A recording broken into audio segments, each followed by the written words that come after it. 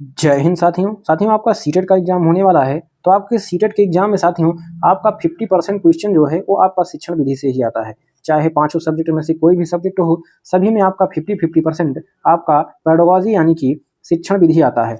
तो परीक्षा में पूछे जाने वाले बाल केंद्रित शिक्षा से संबंधित 15 महत्वपूर्ण प्रश्नों को लेकर आया हूं, जो कि आपकी परीक्षा में काफी मददगार साबित होंगे और इन प्रश्नों के माध्यम से आपको अच्छी खासी जानकारी मिलेगी, जिससे आप बहुत सारे प्रश्नों को और बिना पढ़े ही हल कर ले जाएंगे। तो एक बार वीडियो जरूर देखिएगा, उम्मीद है आपको बहुत ही बेहतरीन, शानदार, लाजवाब जानकारी यहाँ से मिलने वाली है।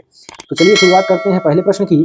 ठीक है, एक प्रभावी कक्षा में, तो हिंदी और इंग्लिश दोनों में लिखा गया है। अगर आपको हिंदी समझ में नहीं आ रहा है तो आप इंग्लिश वाला देख सकते हैं। इन एन इफेक्टिव क्लासरूम, यानी कि एक प्रभावी कक्षा में, आगे आपको ऑप्शन में पढ़ना है, अधिक अंक प्राप्त करने के लिए शिक्षार्थी एक दूसरे के साथ प्रतियोगिता में रहते हैं। बिल्कुल गलत हो जाएगा, क्योंकि यहाँ पर छात्र एक दूसरे के साथ प्रतियोगिता में नहीं रहते छोटी कक्षाओं में। ठीक है, स्पर्धा तो साथियों आगे चलकर बड़ी कक्षाओं में भले आ जाती है थोड़ी बहुत, लेकिन छोटी कक्षाओं में ऐसी कोई बात नहीं होती है।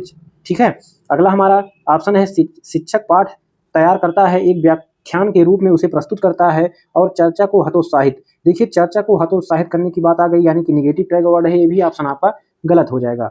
अगला ऑप्शन देखते हैं, शिक्षक चर्चा को प्रोत्साहित करता है और शिक्षार्थियों के पूर्व ज्ञान एवं पृष्ठभूमि के साथ संबंध बनाता है। तो बिल्कुल आपका तीसरा ऑप्शन सही हो जाएगा, क्योंकि यहाँ जो साथियों एक इफेक्टिव क्लास में, ठीक है, एक इफेक्टिव क्लास में शिक्षक जो है चर्चा को प्रोत्साहित करता है। साथियों क्या करता है, प्रोत्साहित करेगा, यानी कि ज़्यादा से ज़्यादा चर्चा पर जो है जोर देगा, और शिक्षार्थी का जो पूर्व ज्ञान है और उसका जो पृष्ठभूमि है, यानी कि जिस क्षेत्र से, जिस एरिया से आता है, उसके साथ उस चर्चा का संबंध जोड़ेगा, तभी छात्र अच्छे से समझ पाएगा, ठीक है, चीज़ों को। तो ये आपका तीसरा ऑप्शन बिल्कुल सही हो जाएगा। शिक्षार्थी निष्क्रिय रूप से शिक्षक के निर्देशों का पालन करते हैं।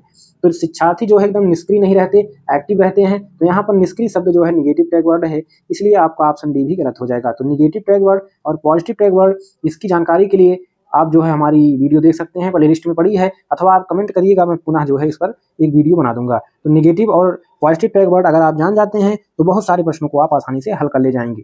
तो ऐसे प्रश्नों को साथ साथियों बोरिंग ना होइएगा, ध्यान से समझिएगा, क्योंकि बिना इन प्रश्नों के आप साथियों परीक्षा पास नहीं कर सकते। अगला हमारा क्वेश्चन है, राष्ट्रीय पाठ्यचर्या की रूपरेखा, जिसको एनसीएफ भी कहते हैं, ठीक है, नेशनल करिकुलम फ्रेमवर्क 2005, एनसीएफ 2005 के अनुसार शिक्षक की भूमिका है। तो एनसीएफ के अनुसार शिक्षक की क्या भूमिका है साथियों, एक साथियों सुविधादाता की, ठीक है, फैसिलिएटर की जो भूमिका है वो शिक्षक की है, यानी कि जो शिक्षक है वो बच्चों को केवल एक सुविधा देता है पढ़ाई करने के लिए, सीखने के लिए, ठीक है, विचार करने के लिए, चर्चा करने के लिए। बाकी साथियों ना तो वह साथियों स्वामी है, ना तो वहाँ का मालिक है, ना तो वह बच्चों को डांट सकता है, ना तो मार सकता है, केवल बच्चों को किसी तरह से सुविधा देकर उनको सिखा सकता है। तो सत्तावादी गलत, ये आपका निगेटिव टैग हो जाएगा, ठीक है। अधिनायकीय, ठीक है।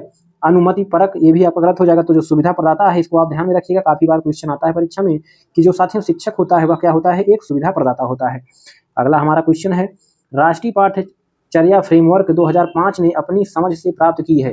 तो जो एनसीएफ है उसने अपनी समझ से क्या प्राप्त की है, तो आपका तीसरा ऑप्शन बिल्कुल यहाँ व्यवहारवाद भी गलत हो जाएगा, मानवतावाद भी गलत हो जाएगा। संज्ञानात्मक सिद्धांत आपका जीन पियाजे ने दिया था, तो यहाँ पर इसकी कोई बात नहीं है, ठीक है। रचनावाद, ठीक है, तो आपका जो रचनावाद है इसकी समझ साथियों किसने प्राप्त की है, एनसीएफ 2005 ने, ठीक है। क्योंकि साथियों इसके माध्यम से जो है बच्चे साथियों अच्छे से सीख पाते हैं, समझ पाते हैं, चीज़ों को अपने परिवेश से जोड़ पाते हैं।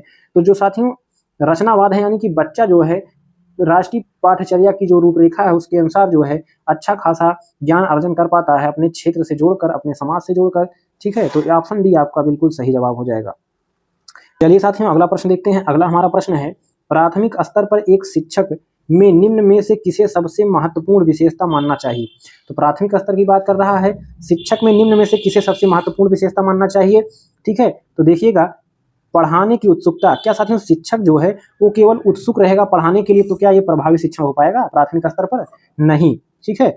बच्चों को आना भी चाहिए, बच्चों को समझ में भी आना चाहिए। तो आपका जो धैर्य और दृढ़ता है, ये ऑप्शन आपका बिल्कुल सही हो जाएगा। क्योंकि साथियों जो छोटे बच्चे होते हैं उनको पढ़ाने के लिए, सिखाने के लिए आप में, एक शिक्षक में क्या होना चाहिए, धैर्य होना चाहिए और दृढ़ होना चाहिए शिक्षक की, मुझे किसी ना किसी तरीके से बच्चों को सिखाना है, ठीक है।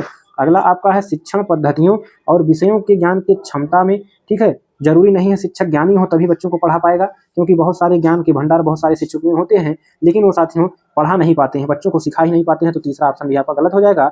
अति मानक भाषा में पढ़ाने की दक्षता, ठीक है।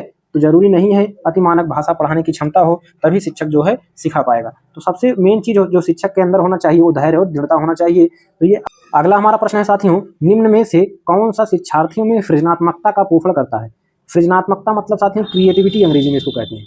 सृजनात्मकता मतलब समझिएगा कि कोई बालक है और साथियों वह किसी एक चीज को, यानी कि मान लीजिए कोई क्वेश्चन हो, ठीक है, या कोई चीज हो जिसको किसी तरीके से हल करना हो, कोई समस्या हो, समझिएगा कि कोई समस्या हो उसको हल करना हो, तो एक जो क्रिएटिव बालक होता है, जो साथियों सृजनात्मक बालक होता है, वो साथियों एक ही तरीके के क्वेश्चन को या एक ही तरीके के चीजों को कई तरीके से हल कर ली जाएगा, समस्या को जो साथियों कई तरीके से हल कर ली जाएगा, ठीक है। तो ये वही सृजनात्मक बालक होते हैं। तो पोषण कौन करेगा सृजनात्मकता का?